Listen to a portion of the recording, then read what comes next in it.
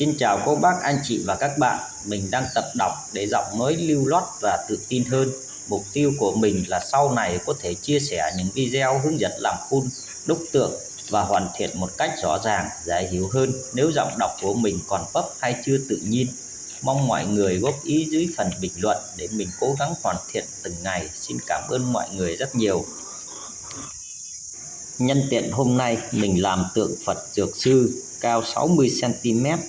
Mọi người thỉnh tượng ủng hộ mình nhé, để mình có thêm chi phí mua thiết bị làm video hướng dẫn làm phun đúc tượng cho các bạn một cách tốt nhất. Thông tin mình để ở trên góc trên màn hình nhé.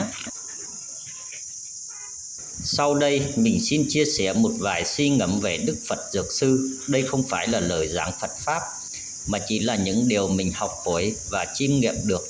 Nếu có điều gì chưa đúng, rất mong quý vị hoan hỉ góp ý. Có một điều mà tôi từng thắc mắc, tại sao khi đau ốm nhiều người lại tìm đến Đức Phật Dược Sư, trong khi Phật thì có rất nhiều vị, Bồ Tát cũng có rất nhiều vị. Vậy tại sao không cầu Đức Phật Thích Ca? Tại sao không cầu Đức Phật A Di Đà hay cầu Bồ Tát Quan Thế Âm? Tôi đã từng nghĩ rằng chẳng phải tất cả các ngài đều có lòng từ bi hay sao? Rồi dần dần tôi mới hiểu, thực ra không phải vì Đức Phật Dược Sư linh hơn các vị Phật khác, cũng không phải vì ngài thương chúng sinh hơn. Trong giáo lý Phật giáo, chư Phật đều có trí tuệ viên mãn và lòng từ bi bình đẳng. Điều khác nhau nằm ở hạnh nguyện mà mỗi vị được nhắc đến để giúp chúng sinh dễ phát khởi niềm tin và sự tu tập. Đức Phật A Di Đà nổi bật với đại nguyện tiếp dẫn chúng sinh về cõi cực lạc. Bồ Tát Quan Thế Âm được nhiều người biết đến vì hạnh lắng nghe tiếng kêu cứu và cứu khổ. Còn Đức Phật Dược Sư phát những đại nguyện gắn với việc giúp chúng sinh giảm bớt bệnh khổ, kéo dài duyên lành để tiếp tục tu học và sống thiện lành. Điều tôi suy nghĩ nhiều nhất lại là một điều khác. Nếu chỉ lễ Phật mà tự khỏi bệnh thì bệnh viện sẽ không còn cần thiết nữa. Nếu chỉ khấn nguyện là đủ thì các vị lương y đã không phải thức đêm để cứu người. Đức Phật chưa bao giờ dạy con người bổ thuốc để chỉ cầu nguyện. Ngược lại, trong tinh thần Phật giáo, khi thân có bệnh thì cần phải chữa, khi tâm có phiền não thì cần phải tu sửa. Tôi bắt đầu hiểu rằng khi đứng trước tượng Đức Phật Dược Sư, điều quý giá nhất không phải là mong chờ một phép màu, mà là tự nhắc mình: tôi sẽ giữ bình tĩnh, tôi sẽ điều trị nghiêm túc, tôi sẽ chăm sóc người thân bằng tất cả tình yêu thương, tôi sẽ không buông xuôi và tôi sẽ cố gắng sống thiện hơn. Có lẽ đó mới là toa thuốc đầu tiên mà Đức Phật Dược Sư muốn trao cho mỗi người. Bởi có những căn bệnh của thân cần bác sĩ, nhưng cũng có những căn bệnh của tâm như lo lắng, sân hận, oán trách, tuyệt vọng.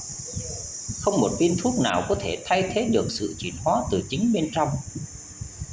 Người ta thường nói tay trái của Đức Phật Dược Sư cầm bình thuốc, nhưng nếu chỉ nhìn chiếc bình ấy như một thứ thuốc chữa mọi loại bệnh thì có lẽ chúng ta đã bỏ quên ý nghĩa sâu xa hơn.